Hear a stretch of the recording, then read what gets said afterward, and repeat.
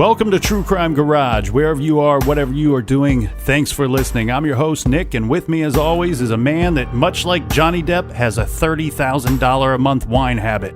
He is the Captain. Yeah, not only do I have a wine habit, but I have a scarf collection that I have to have a whole separate house for. And lots of purple blazers, too. It's good to be seen, and it's good to see you. Cheers, everybody.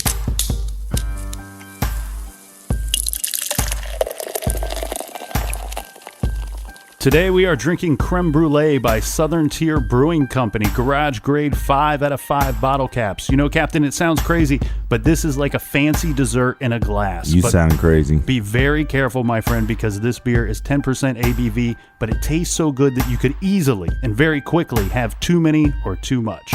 And pitching in on this week's beer run is Elizabeth from Newport Beach, California.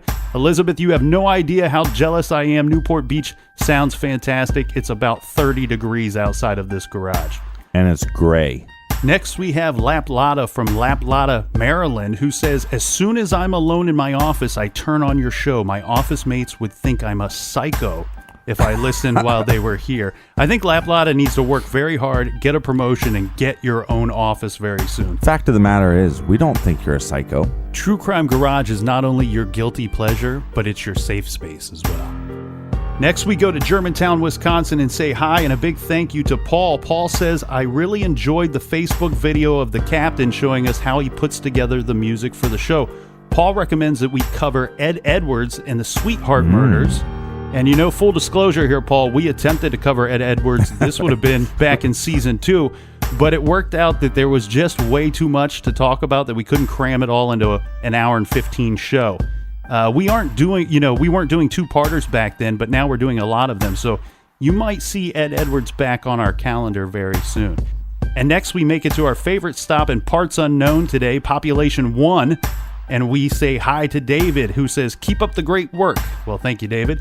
Next, a big thank you to Mike in New York. Mike says, buy a fine IPA. This round is on him. Yes. We may talk a little more about Mike one day. He sent me a lead a while back on a case that we covered. So, Mike, I know it looks like a dead end at the moment, but there is still some legs on this thing, and I'll have an update for everybody as soon as it's available and appropriate. So thank you, Mike, and cheers to you. Next, we have Bucky and Kayla from Toronto. You know, Captain, I have never been to Toronto. I've always wanted to go. And I know that they have Canadian football up there, but I have always thought that Toronto should have an NFL team. As a matter of fact, let's start a fundraising campaign, and we could have a football franchise in Toronto, Captain. In 20 years. Captain, you could be like the crazy Jerry Jones of Canada, and I would be more like the Al Davis. I want to be the Gronkowski of Toronto. Just win, baby. Just win. Let's stay in Canada and say hi and thank you to Amanda in Ontario. And last but certainly not least, a huge thank you to Acid Cherry, who says, I apologize for the atrocious PayPal name, but I set this up 12 years ago and I can't figure out how to change my name. So Acid Cherry, I should put you in contact with the Captain, because not only is he the sound engineer here of the garage, but he is also head of the IT department. So thank you to all for pitching in for the beer for this week. And if you want to buy us around for next week's show, go to TrueCrimeGarage.com and click on the donate button. All right, let's get right into it. That's enough of the business. Everybody gather around, grab a chair, grab a beer, and let's talk some true crime.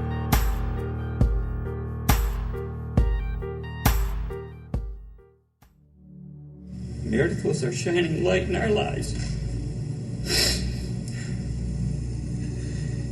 And now we are left with a hole in our hearts that will not heal.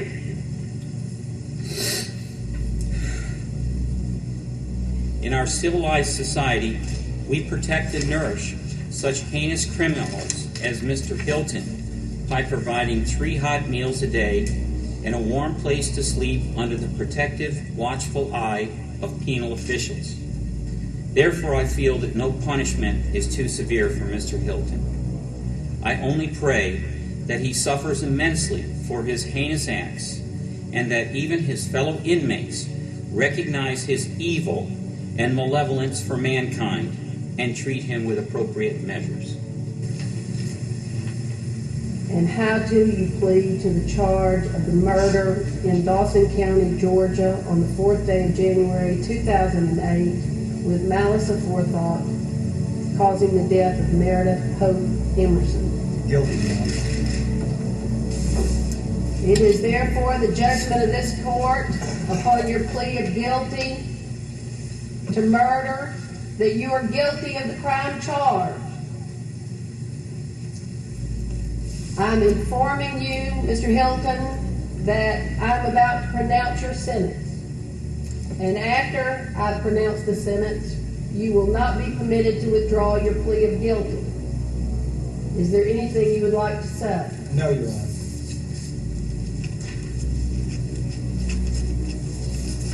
I sentence you to spend the remainder of your natural life in prison in the custody of the Georgia Department of Corrections. It is the intention of the court that you never receive parole.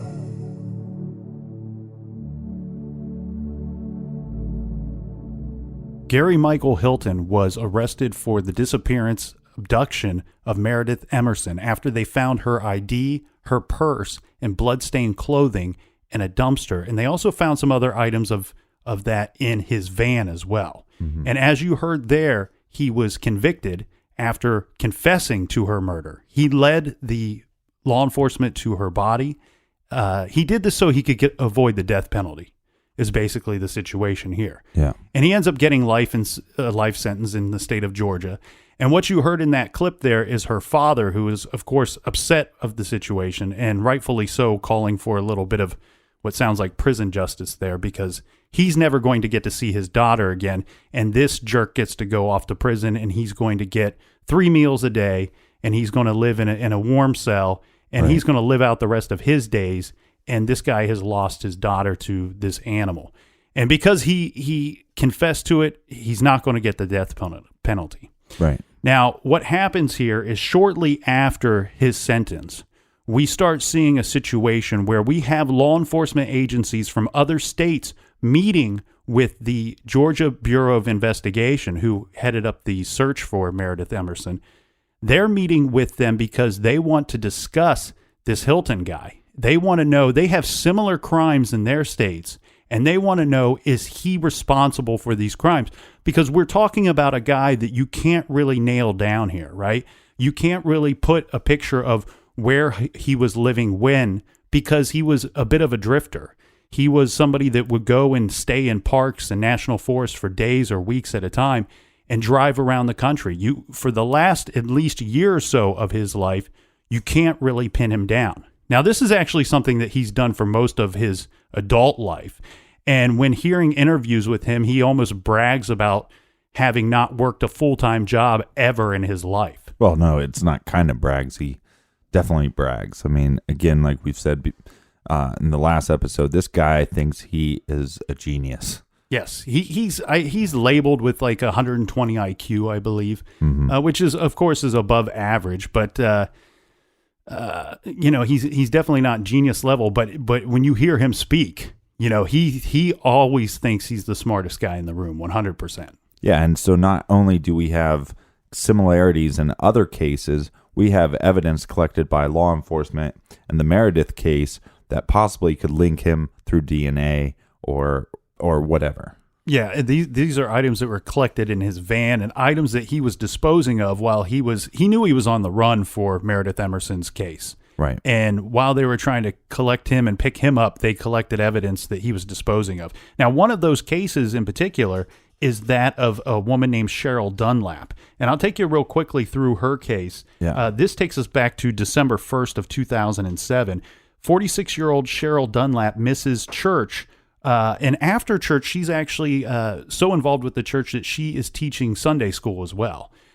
She misses Sunday school, which both of these things are very out of character for Cheryl. Yeah, at my church when I was a kid, Sunday school was during the service. I think that's a smart way to do it so that the kids are not in church disrupting the adults. Yeah. Mm-hmm.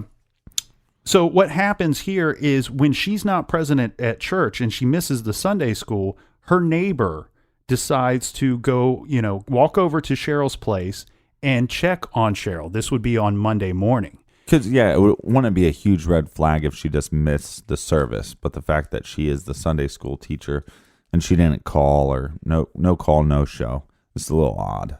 Yeah, so she goes over to check on the home and check on Cheryl, and what she discovers there is that the dog, Cheryl's dog, is present. Now, Cheryl is a divorced woman. She lived alone, and her dog is there. However, There's nothing wrong with that. Cheryl's not there, and her vehicle's not there as well. Yeah, yeah. And this kind of alerts the neighbor, so the neighbor decides to notify Cheryl's family that she's concerned that she hasn't seen her all day at church on Sunday, and here again on Monday, Cheryl is nowhere to be seen.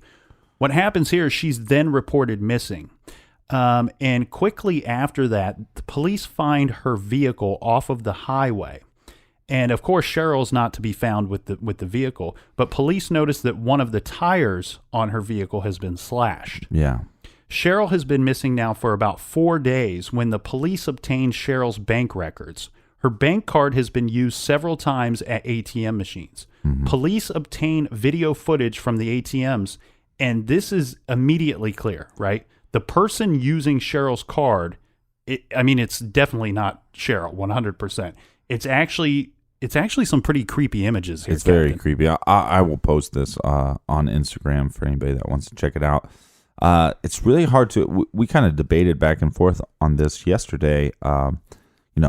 Privately, right? Our private is, it looks like a mask that is made out of tape.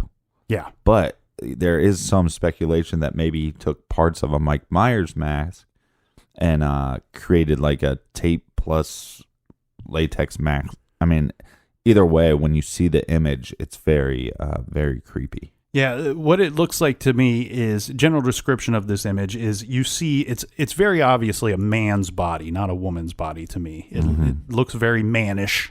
And you see a man wearing a button-up shirt, but he's got every button buttoned up, all the way from the collar down. Yeah. And kind of a hipster look. Yeah, and the man appears, as the captain said, to be wearing some kind of mask that could have been fashioned from tape, like maybe even just taping up his face, creating some kind of mask of his own, and he's wearing a dark hat and glasses.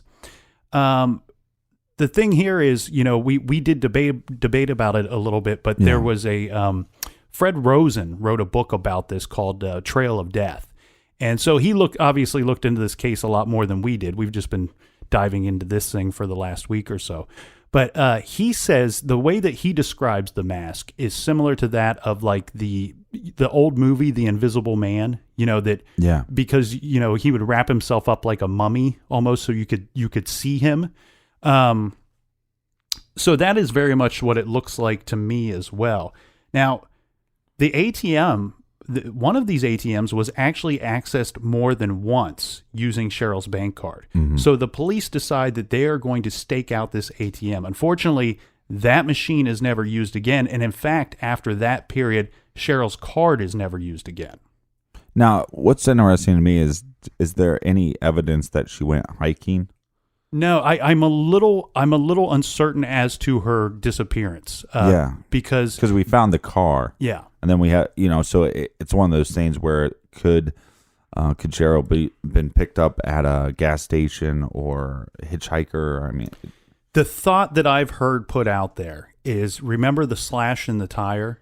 The thought was that maybe somebody had spotted her somewhere, decided that they wanted to abduct her, and she may have been out running errands or doing other things, and then they cut the tire and followed her until it would, the tire would be deflated completely. And then when she's stranded, I'm going to pull up and offer assistance. Right. Yeah. And then you abduct her. So in mid-December 2007, this is in the Apalachicola National Forest.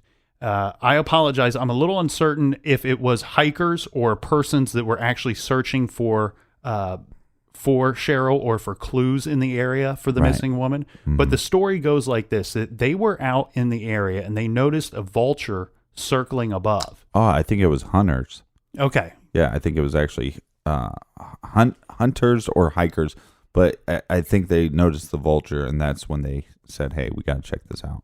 Yeah, and using the vulture like some kind of bloodhound, they go to the area that the vulture's circling, and there they find a human body underneath some debris, leaves and things.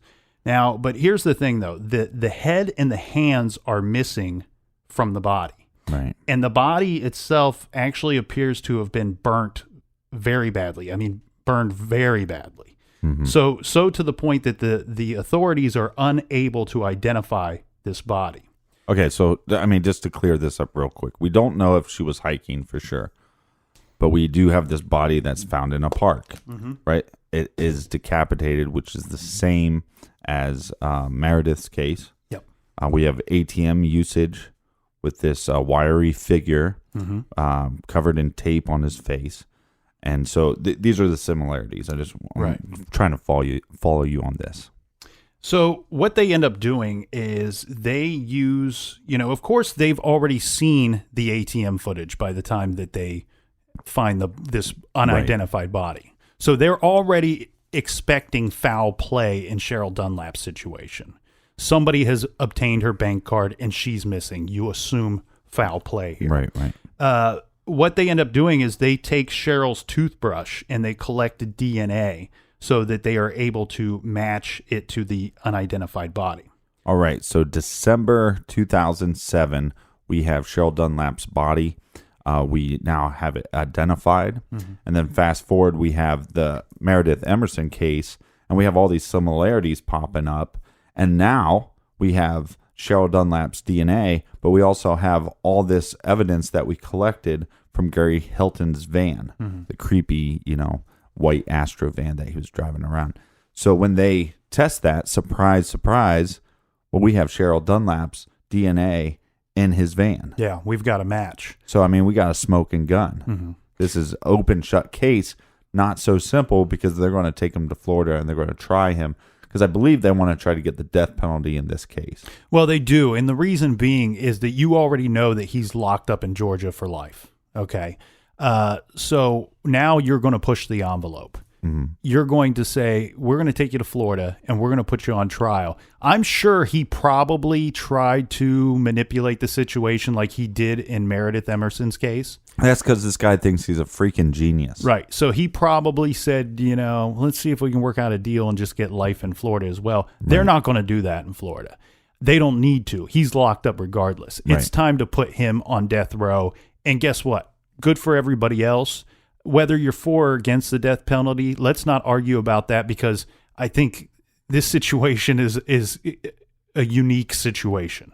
And the only problem that I have with it is by going after the death penalty, then you give this guy ample amounts of time to get his name in the paper, constantly go back to retrial, if you push the death penalty. Plus in Florida, I believe that if you are being tried and sentenced to death, that I think they pay for your defense, which is not cheap. It's millions of dollars. Yeah, I have a problem with that. And I also have, and we've talked about this before, and we try to, we can't do it all the time, but we try to stay away from, labeling the show, by the killer's name because we don't want to give them any, press. Right. We're not praising this guy. We're not praising this monster, So he goes to Florida, and we got to start this trial, right?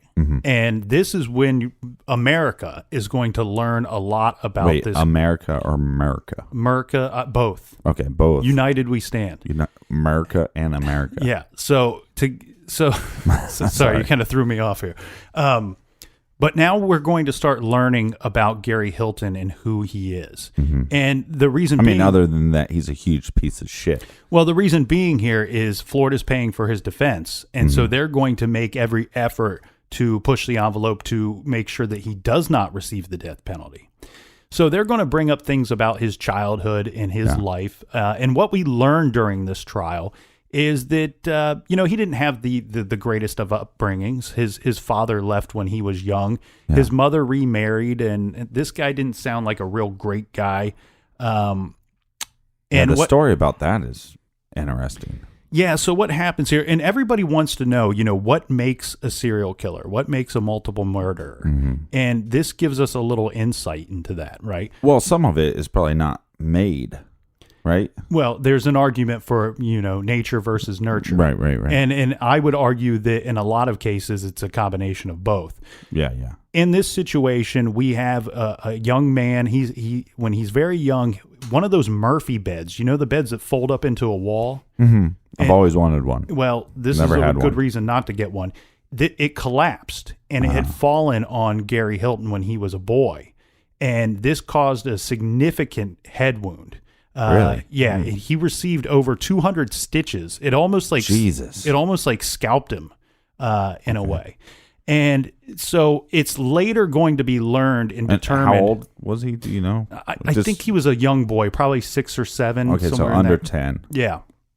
So it would be later determined by his defense team that during this accident of the Murphy bed scalping him, that he did receive some form of brain damage. He had damage to the frontal lobes, which a lot of people will argue that that can create these monsters in a way.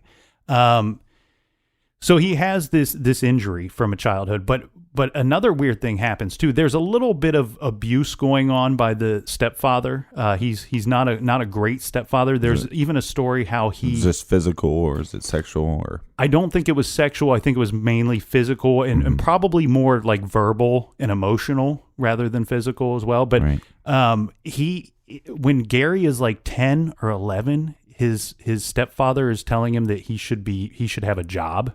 He should be out working. I believe that this guy is from another country, and he may not understand that there's labor laws. Yeah, and in America we don't go off and yeah, work but when back we're 10. but back in Gary's day, he could have been a newspaper boy. I mean, that's what I rocked the newspaper route, pretty young age. When Gary was 13, he shot his stepfather.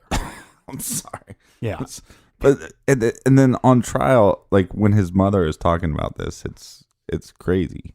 And this wasn't like he grazed his arm or something. He shot him in his body. Yeah, he shot him in his lower stomach, and the count was, I don't know what happened. I think maybe it was one of the times where if there were physical abuse, he was probably getting beat, which was way more common back in Gary's childhood days. Just in general around the whole country in America. But I wonder if it's a situation where it's like, I can't take this anymore. You're not going to hurt me anymore. I have a gun. And then the stepfather starts screaming at Gary, shoot me. Just shoot me. So he does. Shoots him right in the lower stomach.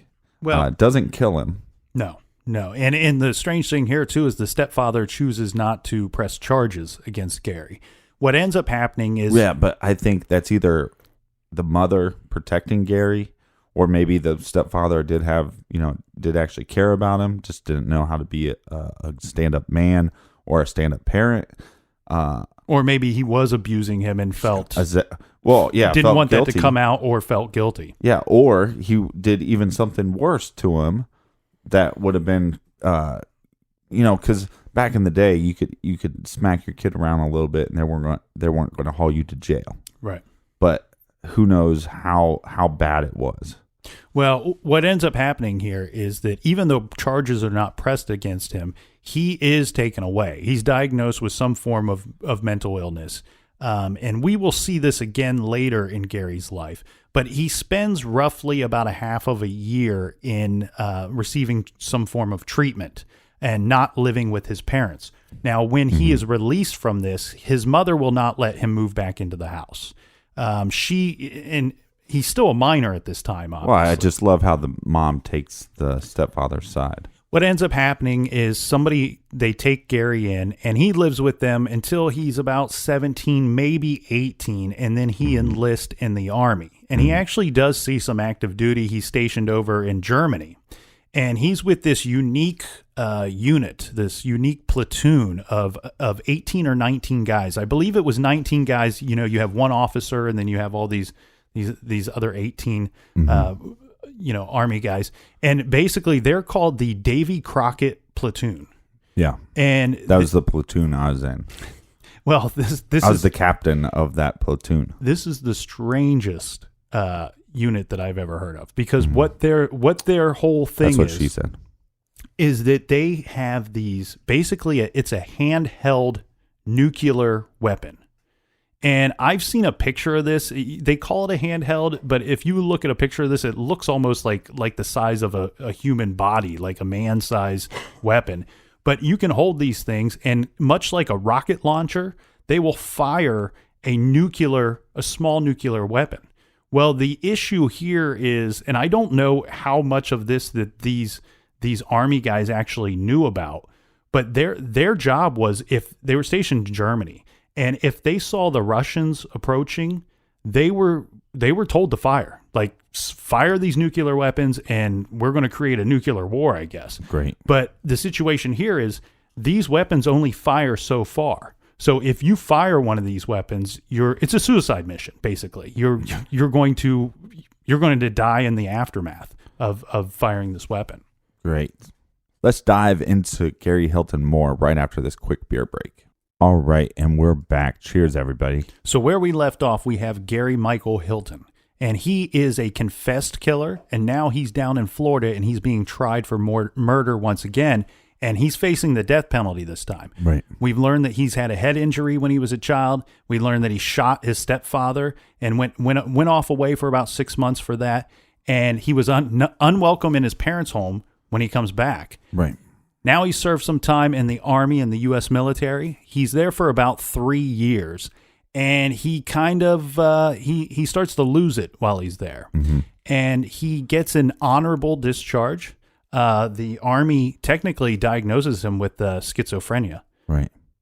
Well, I also think what's weird is, did he lose it in the Army, or did it just take him years to figure out he's already lost it?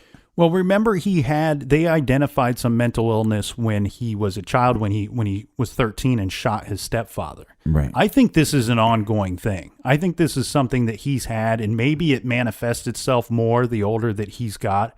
Maybe the stress of being in the Army and being stationed overseas. Schizophrenia normally is a late teens, early 20s type thing.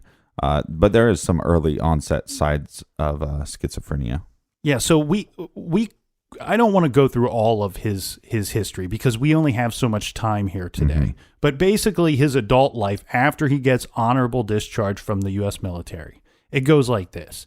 He's in and out of marriages. He's married 3 times. Right. I think the lengthiest marriage that he's in was 2 years. Some of these other 2 marriages. So depressing. I mean, how can this douche canoe trick 3 women? Well, yeah, and 2 of the women are only married to him for less than a year. Well, he didn't trick them for too long. Yeah, but there you are with something there, Captain. He basically spends most of his adult life as a con man. Well, think about this. I know. Look, Valentine's Day is coming up, right? And some people say it's National Singles Day. Well, if you're sitting out there, if you're listening to the Captain's voice on 105.69, the garage, smooth jams in the garage. If you're listening to me right now and you're single, be happy about that, because you're not dating some monster like Gary Michael Hilton. So be thankful for that. One of the things he was doing when he was conning these people, well, no, this is to tip you off on what some of these women, why the divorces came so abruptly and so quickly. He was running fake charities. He's getting people to donate money, and he's pocketing all of the money. Yeah. The Gary Hilton Foundation, or, I'm joking, but he was running these fake charities on and off for most of his adult life.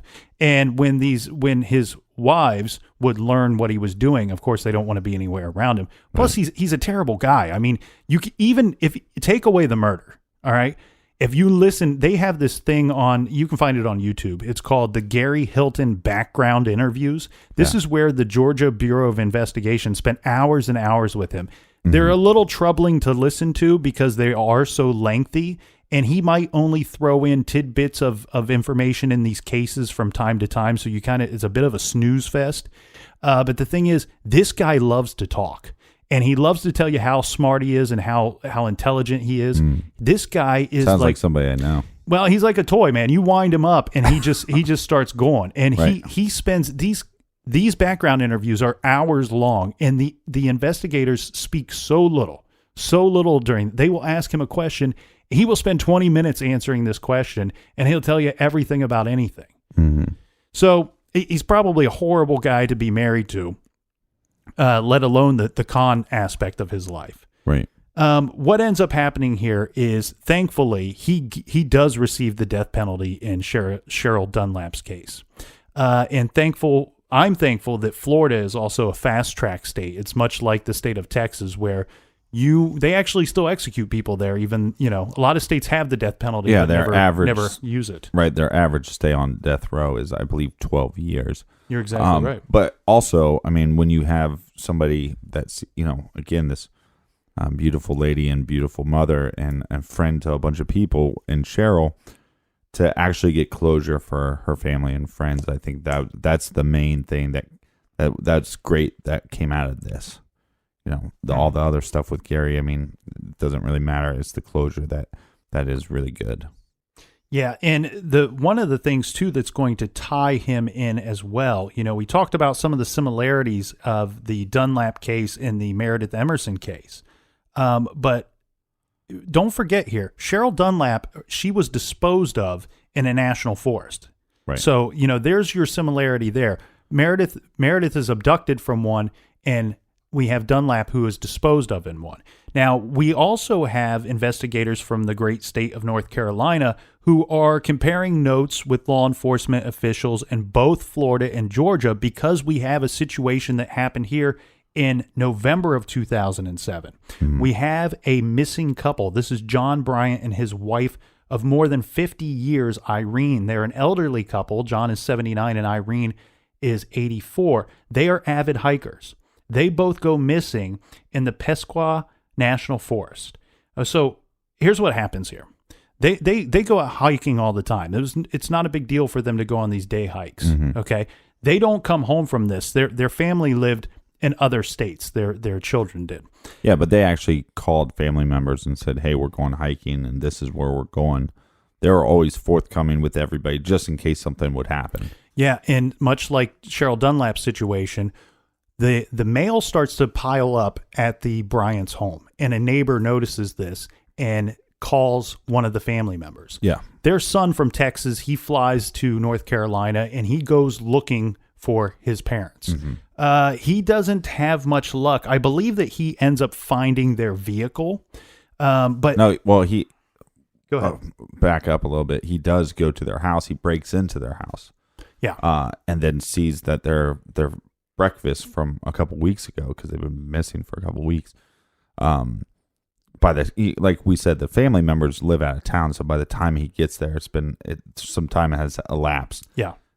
There's still their breakfast from days and days ago was still on the table, so that's definitely a sign of this. There's something major wrong.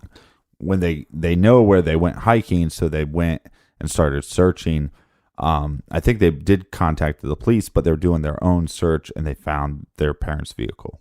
Yeah, and this was a place that they had hiked often, so you wouldn't expect them to get lost or anything like that. Yeah. But, but the major concern there is because they're elderly. Right, so maybe that there was a heart attack or something. But chances are, if one of them had a heart attack, that the other one would contact the whole family. And what's the likelihood that both of them would have had a medical emergency? Yeah, and the very big concern here, which goes along with that red flag that you were talking about, is they know that John has a heart condition. And for this, he relies on a certain type of heart medication. Right. And this is the type of medication that you are not able to go very long without. So this is of grave concern here. Investigators are trying to track the Bryants to see if they can find any hint at locating the elderly couple. So they tried tracking the couple's phone records. It was then learned that Irene had tried to use her cell phone on October 21st at 4 p.m. to call 911, but because of a lost signal, the call never reached the emergency call center. It was also learned that on the day after the attempted 911 call, the couple's ATM card was used to withdraw $300. This transaction was the first transaction made since the couple went missing, but the card had not been used since. On November 21st, 2007, 30 yards away from the Bryant's SUV that was already discovered, right, under a pile of leaves and debris, a body is found. This body is pretty badly decomposed, and at first there are no signs of foul play, but as is true in most counties, a found body is always treated as a homicide. Right. So after they process the scene, the body will be transported for identification and to determine the cause of death. Yeah, and what they determined was that the cause of death was a blunt force trauma to the head. Yes, and this does end up being the body of Irene Bryant. So now we have a situation where the missing couple they've gone missing in the woods, and we have the wife has been found dead. We know that it's a homicide. The husband's still missing at this point, though. Right. They haven't found him. And remember, we talked about that the ATM card had been used. And again, we are going to see footage from that ATM machine. This is quite a bit different than the Cheryl Dunlap case, though, because in the Cheryl Dunlap case, we get to see the criminal up close and personal. You know, we talked about the tape mask. This situation, Captain, it appears that the video camera is one of those from like the drive-through of a bank, and the ATM is a lane or two over from the drive-through window that's recording this footage. And what you end up seeing here is you don't get to see the face of the person using the ATM card. Right. What you do see is you see that it's probably a man's body. But you basically see a yellow rain jacket. Right. Now, this later would be determined to be the rain jacket of John Bryant. And one thing that the officials figure out here is that the body size of the man in relationship to the ATM machine, you can get an idea of the size of the person using the card, even though you can't see the face or see the actual body. But they determined that the body size and shape is different of that than John Bryant's. So immediately they know that this card is being used by somebody else, and we have a horrible situation here. Yeah, and as law enforcement is gathering evidence, they don't have a suspect. You know, they're trying to put the pieces of the puzzle together, and they really just kind of sit on their hands because, well, that makes it sound bad on their part, but they don't really have any leads. Right. And then with this with the Meredith Emerson case, now we got a guy, and this seems very eerily similar to our case. So now law enforcement is going to come down and talk to him. Yeah, so what happens is Meredith Emerson, that case happens. Okay, her body is found. He leads them to her body. He confesses to the crime. And it's shortly after that, it's in February of 2008, that John Bryant's body is found in the Nantahala National Forest, North Carolina. So again, like the captain said, all these similarities. But once this case goes out into the news and people start seeing his face, well, then it is see Hilton's face. They start realizing that Gary Hilton, there are eyewitnesses that place him at the Pisgah forest before the abduction, just days before the abduction. And this is a whole state away from where he lives. So to put him there, he's also photographed there as well. What ends up happening is he goes to trial for this situation. He's going to originally plead not guilty, but he will later change his plea to guilty. He will admit to killing both John and Irene Bryant. What he ended up doing was he kidnapped John Bryant, and through force, intimidation, and violence, he used the ATM card and got the PIN code from John to get the $300. And after he had robbed John, he had no use for him anymore, and he shot him in the head with a .22 caliber gun. Yeah, and then those background tapes that you were talking about, that's the thing. He mentions it multiple times. Hey, you're running low on money? Well, now you got to go murder somebody. And that's we were talking about this earlier. That's such a far stretch. I mean, if you are a criminal, if you're a con man, then, you're running low on money, you go rob somebody, or you're running low on money, then you do, one of your charity frauds, you're a con man. But he's more of a murderer than he is a con man. Well, let's investigate that real quick, because we have all these other cases. There's missing persons cases. There's other bodies out there that are similar in situation to crimes committed by Gary Hilton, where we're talking about state parks and national forest involved here. Is he someone that's killed more than 4 people? Because so right now we have John and Irene Bryant, we have Cheryl Dunlap, and we have Meredith Emerson. Those are the ones that he has confessed or was found guilty on. Correct. So one thing we got to investigate here is he is of one of the rarest breeds of serial killers. Okay. Well, is he? Well, that's the question. Let me get through this here. He is one of only 3 people in United States history that waited until his 60s to start killing and became a serial killer. So that's a very rare breed of people. So mathematically, what that would tell us is it's probably not likely that he waited until his 60s to start killing. Mm-hmm. Mathematically, he's probably more like the rest of them and started killing before this timeline. So yeah, I mean, possibly, but I think when you have multiple people diagnosing you with some form of schizophrenia, I would say that it's a good possibility that this statement is true and he is of the smaller percentage. So let me go through this for a while, and it might take me a minute to get through it, but this has kept me up for the last 3 nights. I've been trying to figure out what is his situation. What is his MO? Is he a guy that kills to cover up robbery, or is he someone that just happens to rob and then kill? And I've struggled with this for days and nights now, and I've come to a conclusion. And I'm going to go back to what the captain was referring to here, Gary's own words in those background interviews. And I'm going to remind you of some of those things that he said in some of those background interviews. First off, let's go back to when he's talking about Meredith Emerson's case. He said, had I picked up the newspaper that morning instead of that afternoon, that girl, being Meredith, would still be alive.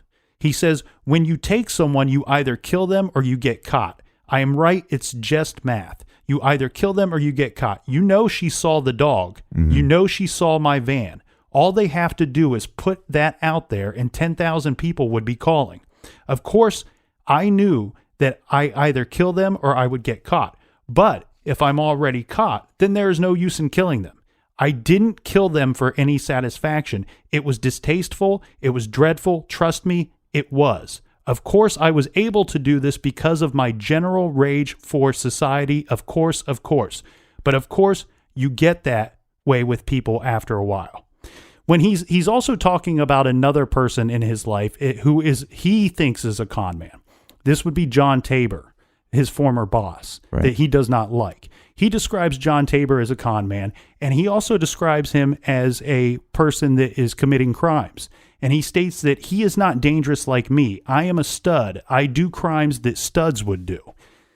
Ugh, it's fucking weirdo. All right, now you're not a stud, dude. You're a weirdo. Yeah, but let's quickly analyze this. What he's saying here is, had he realized that his face was all over the news and all over the newspapers, he would not have killed Meredith, because it would have been easier to be charged with kidnapping and robbery than to be charged with murder after the fact, because in the eyes of the public, they already knew who did it. You know, they already knew who was involved here. That's why they're looking for him. Right. But because he didn't know they were looking for him, he killed her. Okay, so where am I going with this? Yeah, I want to know. Well, okay, so does he rob and then kill to cover it up? Or is that just part of the whole deal? Is it one deal to him? It's just all one deal. I mean, when he says, hey, you're running low on money, so now you got to go kill somebody. I mean, that's what he said. He didn't say you got to go murder. He didn't say you got to go rob somebody. Right. He said you got to go kill somebody. Right. And, and then he can say whatever he wants in the Meredith case. I mean, he killed 3 people before her. Mm-hmm. So look, I mean, if are there parts of him that are just a con man? Yes, but he's a killer.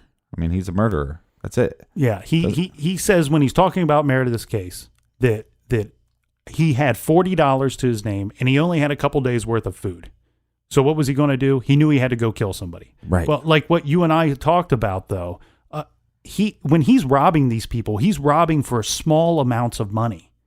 From the Bryants, he only took $300. What is $300 going to get you when you're a drifter? What is that going to buy you a week out on the road? So what is your whole plan? This is a man with 120 IQ, and the only plan he can come up with is, you know what? I can rob someone and kill him and get $300 and get by for a week. But then what are you going to do? What are you going to do after that, Gary? You're going to have to go again next week and kill somebody, and then the following week. So I think he was using that as a way to kind of justify what he was doing. I think you're exactly right. I was low on money, so then I had to kill somebody.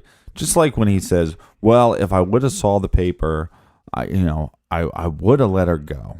No, you're not going to let anybody go, because in that moment, that even if he saw that paper, even though, see, hindsight, he's saying, oh, well, I would have let her go because, then you just get me on kidnapping. I knew I was caught. No, because in that moment, even if he saw the paper, he'd say, well, I'm going to kill her. I'm going to decapitate her so they can't find out who it is. And I'm going to go on the run because I can outsmart these people. And every moment when he's faced with whether or not I can outsmart somebody or not, he thinks he can. And he can't. I mean, this guy is just, he's a loser. And the whole fact of the trial, when they keep bringing up the fact that, well, he is above intelligence. No, he's not. He's a horrible person. He's a dumbass. Well, here's what I came up with, Captain. All right. Who is Gary Hilton? I think he's somebody that fancies himself a survivalist. Okay, he's somebody that he's constantly camping, he's hiking. He refers to even his hiking clothing as equipment. He doesn't refer to it as clothing; it's equipment to him.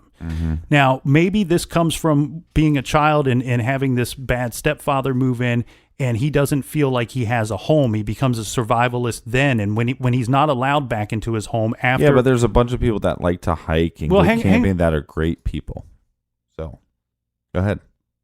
I'm not saying that every hiker and camper is a serial killer. I'm trying to go through what I personally think of Gary Hilton and his situation. Okay, I think he fancies himself a survivalist, and part of that being a drifter, he does need money to survive. How has he figured out that he's going to get that? He's going to get that through means of robbery, and he, for whatever reason, believes that he needs to kill to cover it up.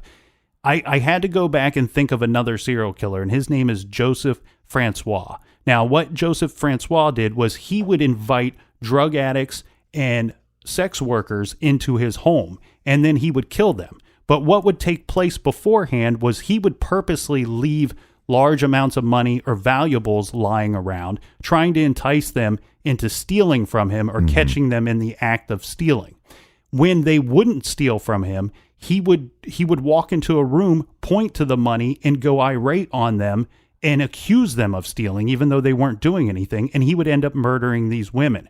What I'm getting at here is, just like Francois, who needed something to kick off that emotion and to kick off that anger inside of him that would erupt into murder, I think is the same thing that we have here with Gary Hilton. Gary Hilton, you're exactly right, Captain. He was a killer in every sense of the word. He is a serial killer. He was going to kill no matter what. It was the robbery. It was the need for the survivalist in him that kicked that off, that made him rationalize to himself that it needed to be done, that gave him the anger and the hostility that he needed to erupt into murdering these people. Yeah, I think he did need some kind of accelerant to get it to the point. Start with the robbery. Therefore, now that they know who I am, so not to get caught, I will kill them, and that's what justifies my actions. But again, I think some of him is just complete bullshit. He's very horse shit, and I don't know if he was a survivalist or not, or nomad. For parts of his life, he wasn't. Towards the end, he was. For a little bit. But again, then you would have to look at the mental health and what is happening with his mental health. And is that deteriorating? Is that what's becoming a monster? Again, I don't think you believe that he's in this small percentage of people that, don't start killing until later in life. But he has confessed to some crimes, so why wouldn't he confess to more? That's what I struggled with. And I thought about that for quite some time, because as much as he likes to talk, and we've seen him admit to 3 of these murders already, what is holding him back? But he only admitted to any of these murders after being pushed by evidence in law enforcement. I don't know if you had evidence on other cases, you might end up getting a confession from him. But one thing that you were onto here, Captain, was the mental health situation. We talked about there being problems with his mental health. And Fred Rosen, who wrote that book about him, he points out that in 2007 is when Gary starts receiving Ritalin, and maybe high levels of Ritalin that he's supposed to be taking per doctor's orders. And according to Fred Rosen, this must have been what had set him off, Right. and that he started killing in 2007, and we saw that with the murders that we just talked about. Well, okay, so now we have our line in the sand, right? Did he start killing in his 60s, or did he start killing before that? And we have a lot of speculation out there regarding all kinds of other cases in other states, many of them involving national forest and state parks. All right. So what are some of the cases that might be linked to Gary Hilton? Well, we've come up with 7 of them, and these are names that we've collected through different websites. That it's not just us speculating on this. This has already been suspected of as far as Gary Hilton's concerned. The first is Melissa Witt, who disappeared December 1st, 1994. And what makes authorities feel like she's connected to Gary Hilton? So this is a situation where she disappeared from Franklin County in Arkansas. And then more than a month later, her body was found in a rural area of Franklin County. Now, this is police officer suspicion. They say that while the crimes are separated by years and states, there are similarities that make it worth investigating a possible connection. Yeah, and I think it comes down to the fact that if you think Gary was killing before 2007, then this is definitely a case you want to look into. One that you also want to look into is the death of Levi Frady. Now, Levi Frady was a young boy. He was 11 years old, and he was abducted while riding his bike. Now, the connection here is that his body was found the following day in the same area that police would later find Meredith Emerson's body, as well as another person that is on our list. So while it breaks the MO of the victimology here, where we have an 11-year-old boy. Well, and it also breaks the fact that we could assume that the 11-year-old boy is not carrying a debit card. Yeah, there's nothing to rob from him. The last time he was seen, he was riding his bicycle, and he was being followed, or he was following a small dog. Now, we do know Gary Hilton was always with a dog, Right. And the thought was that maybe, this boy didn't have a dog, so maybe somebody had used the dog to take the boy. I didn't see a ton of similarities here other than the area where they found the body. One thing that's troubling here is police have been very hesitant to release any information on this body and on Levi's case. He was shot to death, and we do know that Gary used a gun to kill John Bryant.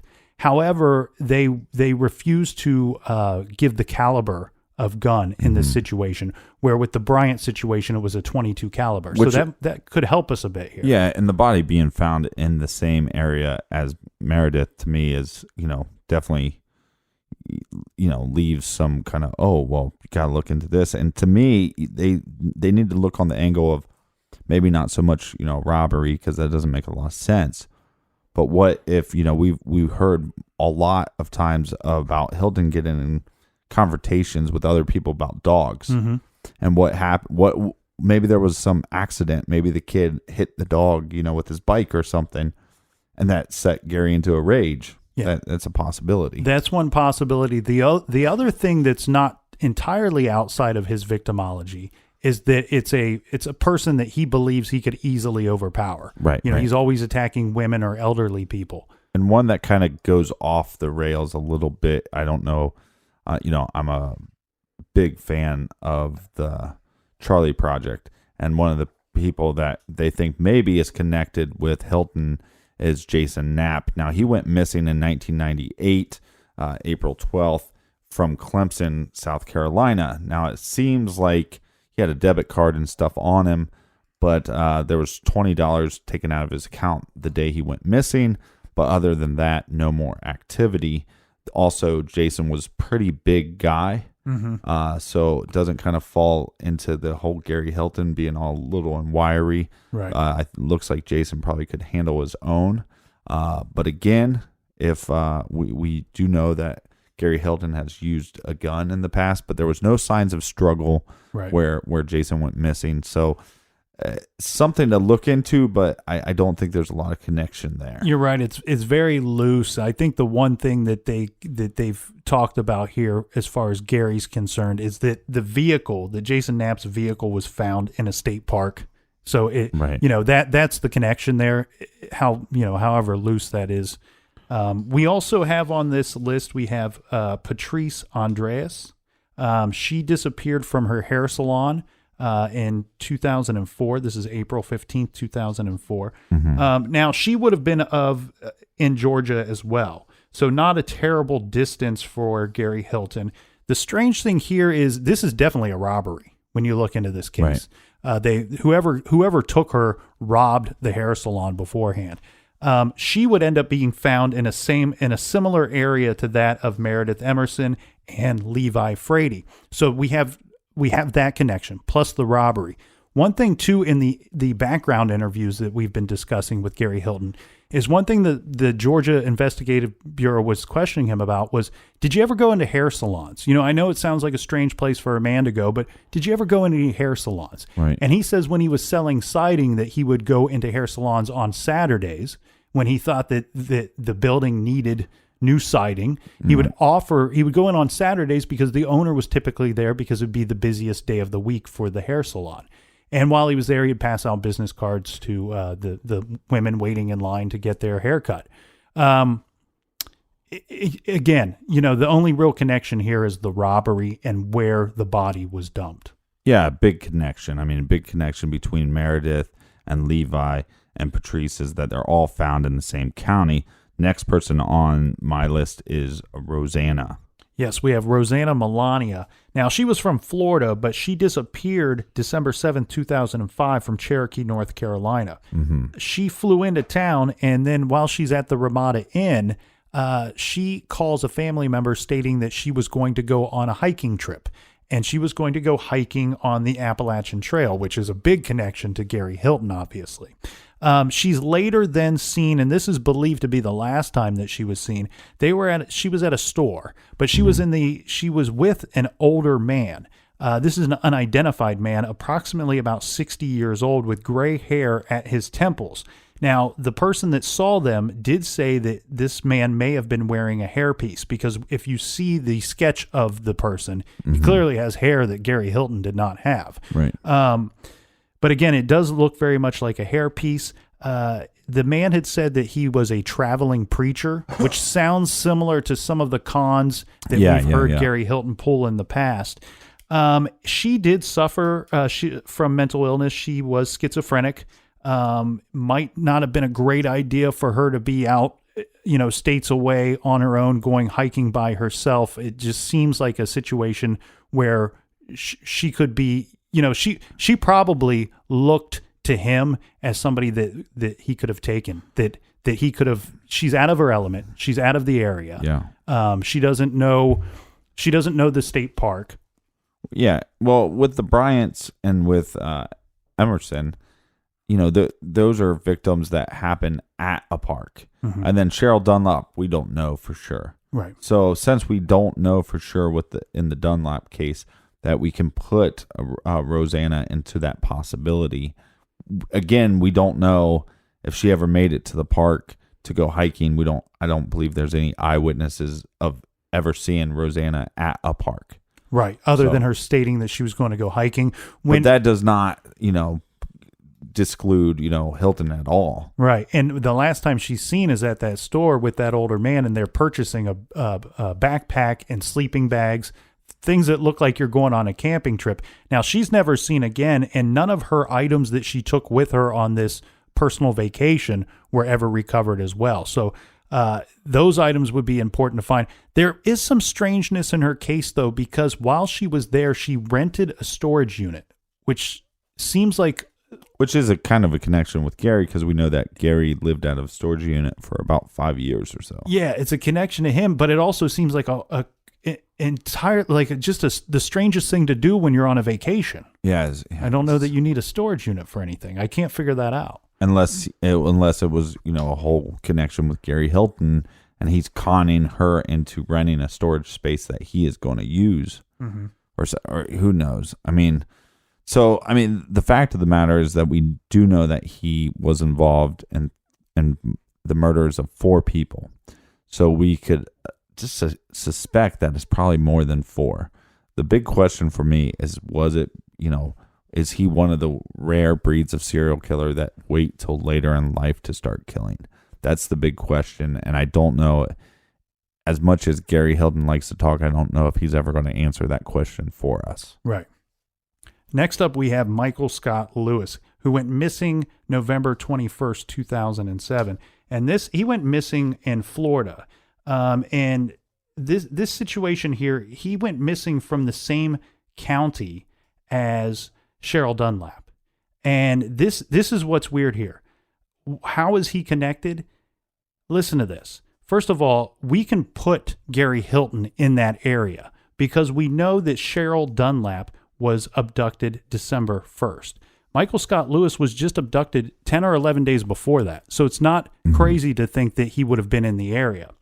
Michael Scott Lewis's body is found in 3 different garbage bags in Tacoma State Park in Florida. This is December 6th, 2007. So we're seeing a situation where what he did forensically to some of these other victims, with the decapitation or removing the hands, right, that we're seeing a similar situation where Michael Scott was dismembered as well. And we can put Gary Hilton in the area. So that one's really interesting to me. And then the final one that we have is on December 6, 2007, an unidentified woman missing hands, feet, and head was found in 5 black plastic garbage bags along Stitcher Road in LaGrange, which is west of Macon near the Alabama line. There was an attempt made to burn these bags. Mm-hmm. Now, so we have a situation here where we don't, because she's unidentified, we don't know where she's from, where she went missing from. Mm-hmm. And we also don't know if she was robbed of an ATM card that would have been used because we don't know who this body belongs to. Right. But again, we're seeing a situation where the dismemberment and the use of the garbage bags is similar to the Gary Hilton situation. Now, these last 2 that we talked about would still mean that he would have been in his 60s at the time that he started killing. Yeah, I mean, assuming that the woman had not been missing for very long. Yeah, those two make a lot of sense. But again, it's the unidentified body. You would like to know where it's from. I mean, because the connection with Michael Scott and Dunlap being from the same county, that's, again, but how many people are in those counties? But right. But there is a lot of similarities there, and hopefully they can keep trying to link stuff, and maybe even, through DNA or whatever, they can add more charges to this guy and get closure for the other people. Yeah. The most interesting case that, when you're searching and scouring the information highway to try to figure out anything about Gary Hilton, I kept on kind of coming up on Reddit post. Okay. Linking Gary Hilton to the Mara Murray case. Oh, yeah. Now, we know that Mara Murray went missing in 2004. So, again, this is not, the time frame is not too far off. The problem here is we don't, from all accounts that we know, that she wrecked her car and then was never seen after that. So, is that kind of is similar to the Cheryl Dunlap, where we don't know how she was taken. But we also, there is no body for Mara Murray, so we don't know if she's ever been found. The big problem here for me is the distance. Yeah. This happened in New Hampshire. Gary Hilton seems to be always around Florida, Georgia, the Carolinas. Mm-hmm. I looked at his arrest records. There is no arrest that I have found that is up north. Mm-hmm. And if he was doing anything sketchy, if you're up north and you have Florida license plates or Georgia license plates, normally that's kind of a red flag for cops to pull you over if you're doing. Mm-hmm. And there's nothing on record there. So it's just a name that kind of pops up a lot in that case. And so I just kind of, I found that interesting. I'm always following the Mara Murray case. So I was kind of hoping that there was some, more of a connection to figure out, some closure in that case, but I don't think it's connected here. So we're obviously in 2017 now, but so some time has elapsed. Some years have elapsed since he's been convicted and sentenced to death in the state of Florida. So Gary Hilton is scheduled to die in the state of Florida in 2023 or 2024. Now, what I'm hoping here, Captain, is we might see a Ted Bundy type situation where we have a guy that's in custody, he's scheduled to be executed, Right. that doesn't mind confessing or talking. I wonder what we can learn from Gary Hilton as he gets closer to that date. Is he going to try to buy some time and release some names and give some details? Who knows? Maybe he is connected to some of these cases. Well, I think the thing that you have to be suspect there is his con man nature. Right. And will he just be trying to make up stories to buy time, or will he actually be involved in these murders? So, of course, our final thoughts here is I think he might be connected to one or two or maybe more of these. Some of these connections are a bit loose, but some of them we don't have a lot of information. So the thing here is, though, Meredith Emerson, she fell victim to Gary Hilton, but she is a hero. And we talked about her fighting back every step, every inch of the way against Gary, and how her fighting back led to his being identified as the possible abductor and his arrest. Yeah, I mean, Meredith, she was a badass chick, basically. Yeah. And the thing, too, here is it led to convictions in prior cases. Yes. And think about all the people it prevented Gary Hilton from attacking and killing in the future. Well, yeah. Because even, the big question of did he just start killing later in life? Well, that doesn't matter, because if Meredith didn't do what she did, then he would have just kept going. And thank God he's behind bars. It's one less bad guy to worry about. Yeah, and I mean, my final thoughts on Gary Hilton is he's a wiry pile of horse shit. And I hope there is some prison justice there. So you want to remind them of the recommended reading? Yes, this week we are recommending the Yosemite Murders. This has got quite the story to it here, Captain, because remember many months ago we recommended a book called I Know My First Name is Steven. Mm-hmm. Okay, so we had a case that took place where Steven Steiner was abducted, and he was held for like 7 or 8 years. It was one of the first cases of its time where he had escaped and came home and returned to his home many, many years after being abducted. Well, his older brother, Cary Steiner, was part of that same family. Right. Would grow up to become a serial killer, killing in one of the national parks on the other side of the nation. So when we started talking about Gary Hilton, it reminded me of the Yosemite Murders. And this is by Dennis McDougall, and you can pick that up by going to our website, TrueCrimeGarage.com, and you're going to go to the recommended page. We have Steven's book there. We have the Yosemite Murders book there. Until next time, be good, be kind, and don't litter.